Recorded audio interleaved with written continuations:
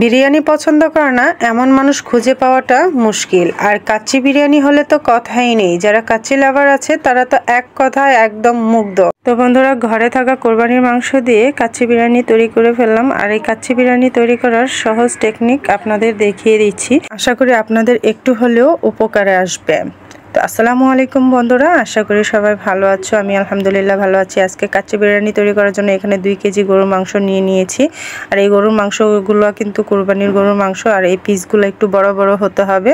কাচ্চির পিসগুলো একটু অনায়াসে বড় হয়। আর এখানে আগে থেকে করে রাখা বেরেস্তা, এগুলো আমার আগে থেকে করে রাখা ছিল। তো এখানে 2 মুঠো বেরেস্তা দিয়ে দিচ্ছি, পেঁয়াজ বেরেস্তা। তো পেঁয়াজ বেরেস্তাটা অবশ্যই দেবেন, এটা দিলে মাংসের টেস্টটা অন্যরকম আসে, খুব ভালো লাগে। তো এখানে আদা রসুন দিয়ে দিচ্ছি 3 থেকে 4 টেবিল চামচের মতো। এখানে দিয়ে দিচ্ছি ধনিয়া গুঁড়া, দিয়ে দিচ্ছি জিরা গুঁড়া, দিয়ে দিচ্ছি হোমমেড বিরিয়ানি মশলা, এটা আমার হাতে করা। ঝালের জন্য দিয়ে দিচ্ছি 2 চা চামচ মরিচের গুঁড়া। আর এখানে দিয়ে দেব টক দই, হাফ কাপের মতো আছে। তো এখানে টক দইটা দিয়ে দিচ্ছি। আরও দিয়ে দিচ্ছি এখানে লবণ, স্বাদ অনুযায়ী লবণটা যেন খুব বেশি না হয়ে যায়। এখন দিয়ে দিয়েছি পেঁয়াজ বেরেস্তা করা সেই তেলটা। এই তেলটা দিয়ে মাংস ম্যারিনেট করলে খুবই মজা হয় আর খুবই ভালো লাগে। তো এখন দিয়ে দিচ্ছি এর মধ্যে রেডিমিক্স কাচ্চি বিরিয়ানি মশলা, রাঁধুনি রেডিমিক্স কাচ্চি বিরিয়ানি মশলা। কাচ্চি বিরিয়ানির রেডিমিক্স মশলাটা দিয়ে দেবো 1 প্যাকেট। এখন এর ভিতরে একটা আছে চালের মধ্যে দেওয়ার জন্য মশলা, আরেকটা আছে মাংস দেওয়ার জন্য। তো মাংস দেওয়ার জন্য যে মশলাটা, সেই মশলাটা মাংসের উপরে দিয়ে দেব। আসলে কাচ্চি বিরিয়ানি তৈরি করাটা অনেক কঠিন, আবার অনেক সহজ। তো আমি সহজ টেকনিকটাই আপনাদের সাথে শেয়ার করব। তো এখন দিয়ে দেব সয়া সস দিয়ে দেব প্রায় 2 টেবিল চামচের মতো। খুব বেশি দিতে হবে না, এটা স্কিপ করতে পারেন, চাইলে দিতে পারেন, চাইলে নাও দিতে পারেন। তো এখন দিয়ে দেব এখানে গোলাপ জল, এখানে দিয়ে দেব 1 মক্কা, মাংসের মধ্যে একটা সুঘ্রাণ আসার জন্য। তো এটা দিয়ে এখন হাতে ভালো করে ম্যারিনেট করে নেব। ম্যারিনেটটা খুব একটু সময় নিয়ে করবেন, প্রায় 5 মিনিটের মতো এটাকে হাতে মাখিয়ে নেবেন, কারণ যত মাখাবেন ততই মাংসের ভিতরে সব মশলাগুলো ঢুকে যাবে। আমি যেহেতু এটাকে অনেকক্ষণ রাখবো না, মাত্র 10 মিনিট রেস্টে রেখে এটাকে আমি চুলায় বসিয়ে দেব। তো এর মধ্যে আরও কিছু মশলা দেব, তো সেই মশলাগুলো আরও তৈরি করে নেব। এখানে নিয়েছি কাঠবাদাম প্রায় 6 পিসের মতো, আর নিয়েছি কিশমিশ কিছুটা। তো এগুলোকে বেটে, দেখুন 2টা একসাথে বেটে নিয়েছি। তাই আমি মাংসটা চুলায় বসিয়ে দিয়েছিলাম এর ফাঁকে, সেটা আপনাদের দেখানো হয়নি। তো এখানে দিয়ে দিয়েছি 3টে আলু বোখারা, আর দিয়ে দিয়েছি কিশমিশ আর বাদাম বাটাটা। এগুলো দিয়ে আমি মাংসটাকে একটু নেড়ে দেব।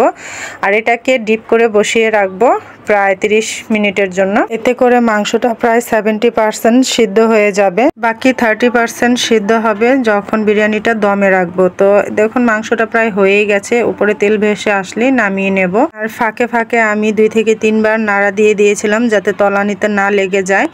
তো মাংসটা অলমোস্ট ডান রান্না করা। তো আমি এটাকে একদম সহজভাবে কিভাবে তৈরি করা যায় আমি সেটাই আপনাদের সাথে শেয়ার করেছি। আশা করি আপনাদের খুবই উপকার হবে। তো এখন বিরিয়ানিটা সেট করার জন্য আরও কিছু প্রয়োজন। তো এখানে আমি বাদাম কুচি নিয়ে নিয়েছি 8 থেকে 10টা, কিশমিশ নিয়ে নিয়েছি এখানে অনেকগুলো, মানে 1 মুঠো। আর এখানে আলু বোখারা আছে 8 পিসের মতো। এখানে 1 প্যাকেট গুঁড়ো দুধ দিয়ে দিয়েছি এর মধ্যে, আর 1 চা চামচ দিয়ে দিয়েছি ঘি। এগুলোকে একসাথে মিক্স করে নেব। এটা খোয়া ক্ষীর বা মানে মাওয়া এর কাজ করবে। তো এই মিশ্রণটা তৈরি হয়ে গেলে এটাকে এক সাইডে রেখে দেব, এবং এর সাথে আরও একটা মিশ্রণ তৈরি করে নেব বিরিয়ানিটা সেট করার জন্য। এখানে 1 কাপ দুধ আছে, এর মধ্যে গোলাপ জল দিয়ে দেব 2 টেবিল চামচের মতো। এখানে দিয়ে দেব লবণ কিছুটা, হাফ চামচের মতো, আর তার সাথে হাফ চামচের থেকেও একটু কম দিয়ে দেব টেস্টিং সল্ট। আর এই মিশ্রণটা হয়ে গেলে এখানে একটু জর্দা কালার গুলে নেব। এখন চালটা সেদ্ধ করার জন্য এখানে পর্যাপ্ত পরিমাণের পানি বসিয়ে দিয়েছি। পানিটা প্রায় বলক উঠেই গেছে। তো এর মধ্যে প্যাকেটে থাকা মশলাগুলো দিয়ে দিয়েছি, যেটা চালের পানির মধ্যে দেওয়া হয়, সেই মশলাটা দিয়ে দিয়েছি। আর এখানে 4 টেবিল চামচের মতো দিয়ে দিয়েছি সয়াবিন তেল। তো এখানে প্রায় 1.5 কেজি চালের মতো আছে। 2 কেজি মাংসের জন্য 1 কেজি চাল। তো আমি হাফ কেজি চালের পরিমাণটা একটু বেশি নিয়েছি, যাতে করে পরবর্তী একটু খেতে পারে, যেহেতু আমার ঘরে খুবই পছন্দ। তো চালটা দেওয়া হয়ে গেছে, চালটা আগে থেকে ধুয়ে রেখেছিলাম। আর এর মধ্যে পর্যাপ্ত পরিমাণে লবণ দিয়ে দিয়েছি, যাতে চাল অবধি লবণটা একদম ঠিকঠাক হয়। কারণ এর মধ্যে আর পরবর্তীতে কোনো লবণ যাবে না। তো চালটা আমি প্রায় 70% সেদ্ধ করে নিয়েছি। আমি এটাকে পানিটা ছাঁকা দিয়ে দিয়েছি। তো এখন আমি বিরিয়ানিটা সেট করব দমে বসানোর জন্য। তো আমি এখানে মাংসটা আগে থেকে রান্না করা মাংসটা আমি একটা বড় হাঁড়িতে ঢেলে দিয়ে এটা সমান করে বিছিয়ে দিয়েছি, যাতে করে কোথাও ফাঁকা কোথাও উঁচু না হয়ে থাকে। এখানে আলু ভেজে নিয়েছিলাম, বড় বড় টুকরো করা 10 পিস আলু এখানে ভেজে রেখেছিলাম আগে থেকে। বিরিয়ানি, কাচ্চি বিরিয়ানির আলুটা খুব মজা লাগে। তো এখানে আমি 10 পিস আলু দিয়ে দিয়েছি। তো এখানে কাঁচামরিচ দিয়ে দিচ্ছি 1 মুঠো, মানে 8-10টা কাঁচামরিচ হবে। এখানে আবার কিছুটা পেঁয়াজ বেরেস্তা দিয়ে দিচ্ছি। আর আগে থেকে এই মিশ্রণটা তৈরি করে রেখেছিলাম, সেই মিশ্রণটা এখন উপরে দিয়ে দিচ্ছি। বিশেষ করে যেই আলু বোখারাগুলো আছে ওগুলোকে বিছিয়ে বিছিয়ে দিয়ে দিচ্ছি। এবার চালগুলো আস্তে আস্তে এর উপরে দিয়ে দেব। আর চালগুলো ছিল চিনি গুঁড়া চাল, আপনারা চাইলে বাসমতি চাল দিয়ে করতে পারেন। বাসমতি চাল দিয়ে রান্না করলে খুব ভালো লাগে। তো আমি চিনি গুঁড়া চাল দিয়ে করেছি। তো এবার আমি এটাকে উপরে কিছুটা লেয়ার দিয়ে আবার এর মধ্যে সেই মিশ্রণটা দিয়ে দিচ্ছি, 2-1টা কাঁচামরিচ দিয়ে দিচ্ছি, আর দুধের যে মিশ্রণটা করেছি সেটাও দিয়ে দিচ্ছি। পরে আবার বাকি চালগুলো দিয়ে দিচ্ছি উপরে। তো দিয়ে এবার পেঁয়াজ বেরেস্তা আর বাকি যে মিশ্রণগুলো আছে, দুধের যে মিশ্রণটা তৈরি করেছিলাম সেটা দিয়ে দিচ্ছি, কাঁচামরিচ দিয়ে দিচ্ছি, লিকুইড দুধের মিশ্রণটাও দিয়ে দিচ্ছি। এবার যা আছে সব কিছু একবারে মিক্স করে করে দিয়ে দিচ্ছি, যাতে পুরোটা চালে ভরে। ওভাবে আমি চামচ দিয়ে দিয়ে ছড়িয়ে ছিটিয়ে দিচ্ছি।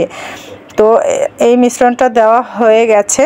তো এখন আমি একটু একটু করে জর্দা কালার মাঝে মাঝে দিয়ে দেব, যাতে করে জায়গায় জায়গায় একটু কালারিং হয়, এই কারণে। তো এখানে দিয়ে দিচ্ছি 3 থেকে 4 টেবিল চামচের মতো ঘি। আপনারা চাইলে এই বিরিয়ানিটা সম্পূর্ণ ঘি দিয়েও রান্না করতে পারবেন, সেটার টেস্ট আলাদা লেভেলের হবে। তো সম্পূর্ণ তো আমি ঘি দিয়ে করিনি, আমি তেল দিয়েই করেছি। তো যতটা সম্ভব চেষ্টা করবেন ঘি দিয়ে তৈরি করার, এতে করে ঘ্রাণ এবং স্বাদ দুইটাই অসাধারণ লেভেলের হবে, খুবই খুবই সুস্বাদু হবে। তো এখন এই পাতিলটাকে সিল করার জন্য এখানে আমি কিছুটা আটা গুলে নিয়েছিলাম।